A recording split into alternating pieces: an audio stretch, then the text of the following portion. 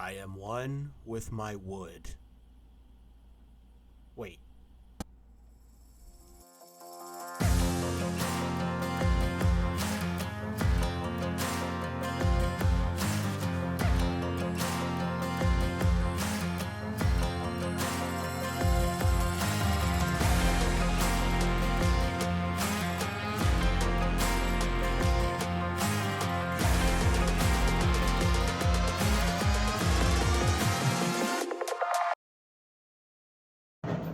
Alright, so we're in the premium section.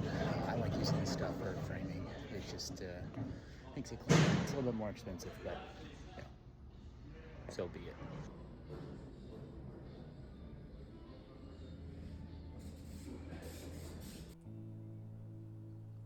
I'm going to start this build just by removing some of the existing floor trim, really prepping the space to get the floor frame in.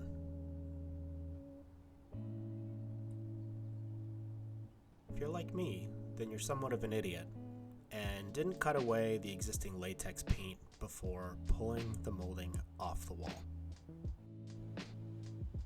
Quick smell check and we're off. Since the bookshelves are only coming off the wall 13 inches, I had to cut away some of the existing trim to make sure the rest of the trim stays on the wall. And yes, I know it's not a perfect 90-degree cut, but that's not a problem a little bit of wood filler can fix.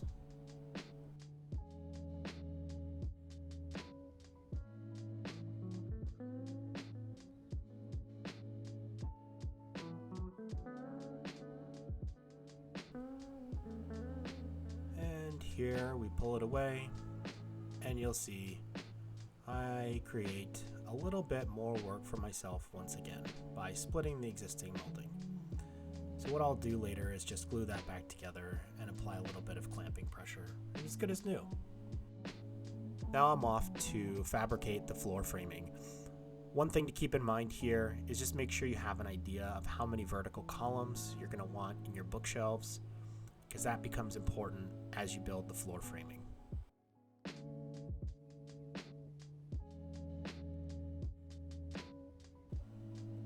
Now that we've cut away the carpet and installed the floor framing, this is roughly what it should look like. You can see each of those cross beams is going to come into play later as we build out the vertical columns. One important thing to remember when you're using table saws is don't be stupid. If you need help, ask for it. If you need an inflow table, build one. Don't be like me. But alas, I do have a saw stop, and that makes me feel a little bit better inside.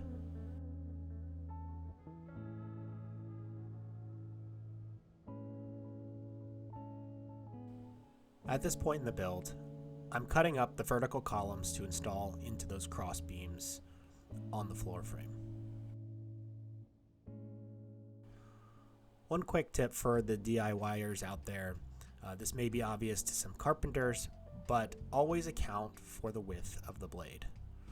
Your saw blade's about 1/8 of an inch, so if you make lots of measurements and sequentially work your way down the line, cutting at exactly that mark, you will be off by 1/8 of an inch every single cut. That has the potential to compound.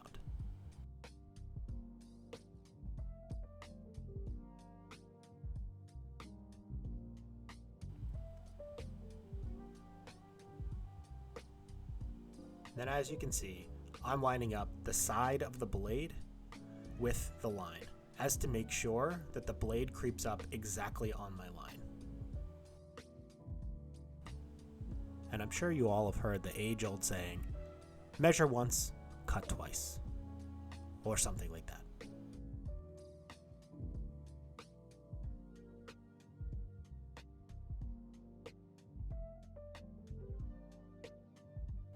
And here I'm just getting a sense of where the bow is in the plywood.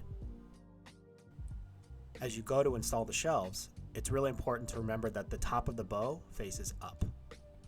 That's because as you put things on it, eventually that bow will levelize, if that's even a word. To attach the shelves and just about everything else in this bookcase, I'm using pocket holes. So I'm sure in the comment section you'll see lots of professional woodworkers screaming and yelling at me, but that's okay. They can go build their own bookcase.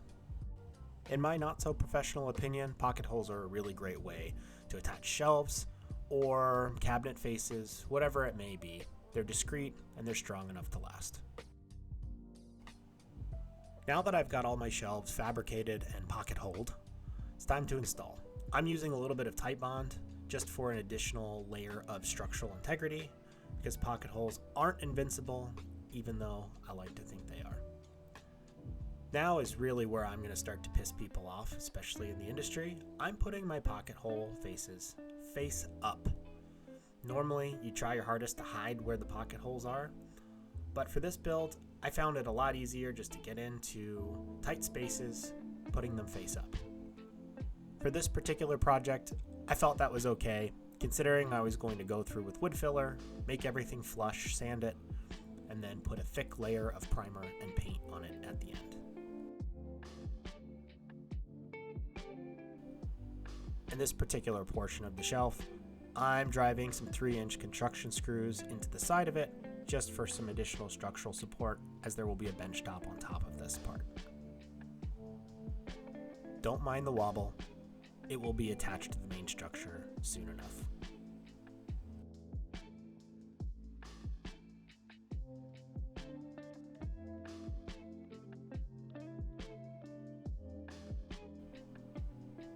And now to install the King's Lookout Tower. I'm using some spacers here to get perfectly level and exactly where I want it on the side of the shelf. Using spacers is a great technique, especially when you're working alone. This allows you a stable surface to screw in your pocket holes or attach the shelf however you may attach it without the help of others.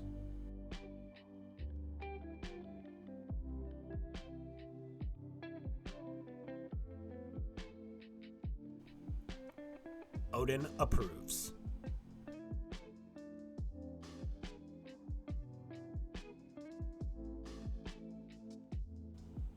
And here's where we are so far.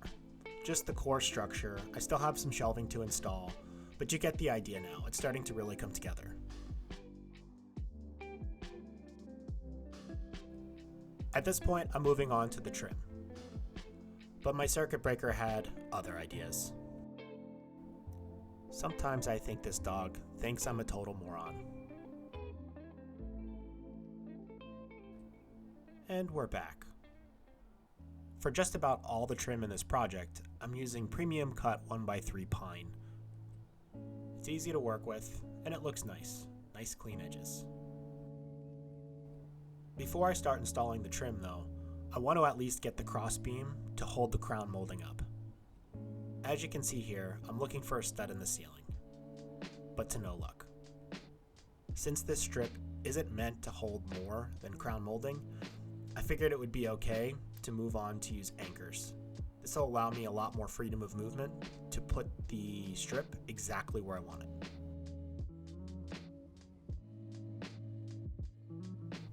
So now that I have my measurements, I'm just going to start putting some pilot holes into this beam. Having this done ahead of time is going to make it really easy for me to just hold the beam up, get it exactly where I want, and drill some holes through the existing pilot holes as markers for the anchors.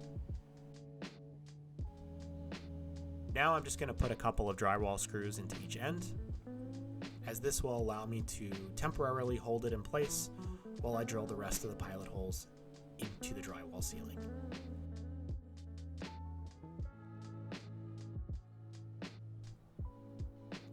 Attempting to mount this up, even temporarily, on my own, was proving to be very challenging, mostly because I'm an idiot.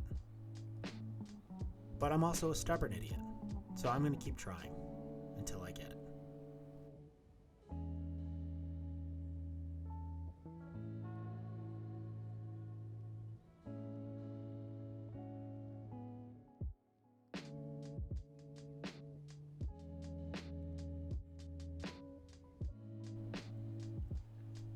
Now that it's up, I'm just going through and drilling those pilot holes in the ceiling.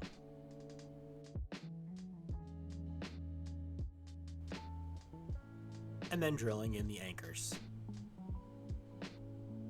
Each of these anchors supports about 75 pounds in weight, so I should be good.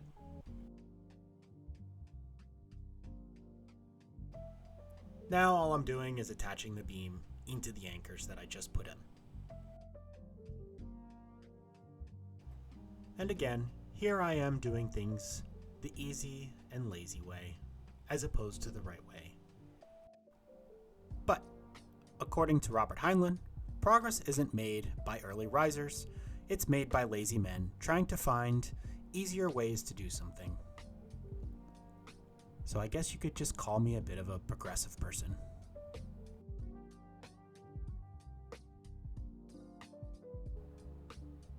Nice and tight. These corner shelves were definitely a little bit tricky because of the different angles, but thank goodness I remembered Pythagorean theorem. And now, on to the trim.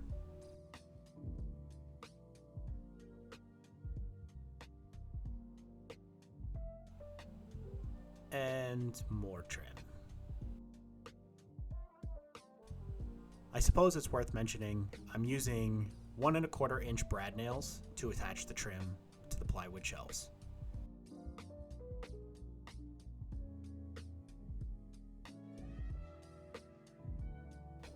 Finally onto the crown molding, my favorite. Here I'm just making a trimmed out subsection of the top of the shelf just to make it look like it has an end, and it goes all the way to the ceiling.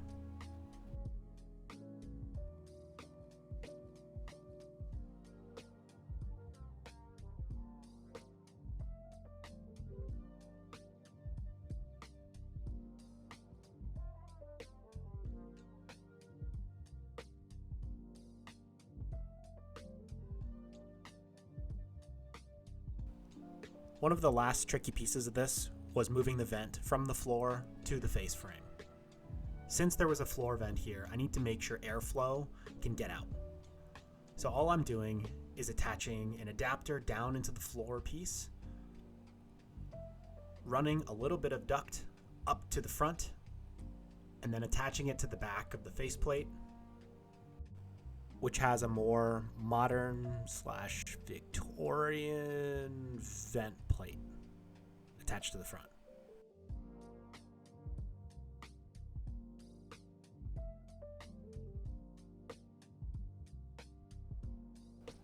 Just need to get in there, get this thing tightened.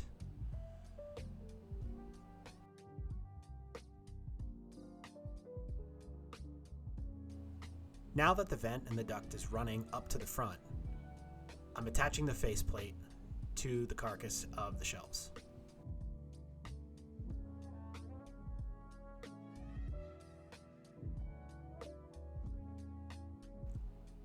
And now I'm starting to trim it out.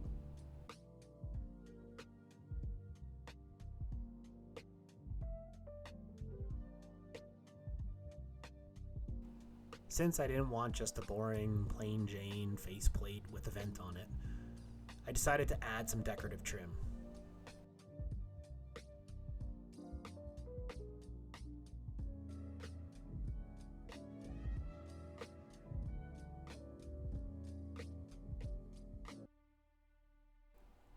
And now we are ready to start finishing.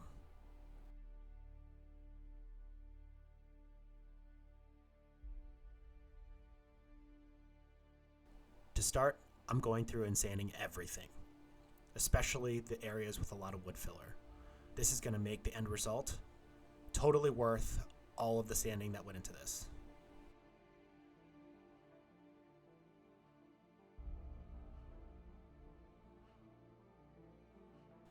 And here's what the pocket holes end up looking like with wood filler. Dexter room secure. Because there are so many nooks and crannies, I decided to use a spray gun. First thing that goes on is the primer.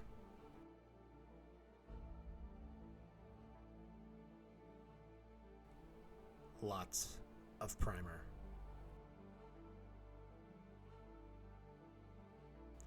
I'm not too worried about the walls getting primer on it, because that's just going to get painted over anyway.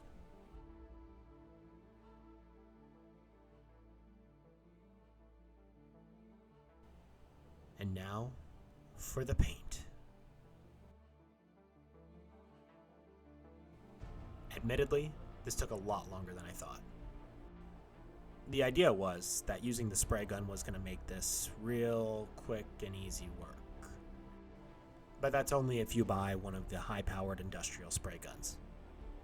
I found that the spray gun was best for the first initial coat, as well as the final coat to get all the final little details.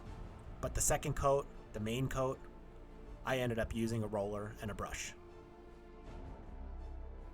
As we're nearing the end of the video, I want to leave my fellow craftspeople with this.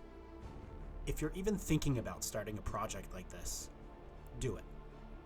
To quote the late Bruce Lee, "Don't fear failure. Not failure, but low aim is the crime. In great attempts, it is glorious even to fail." Thank you for watching this installment of Master of None.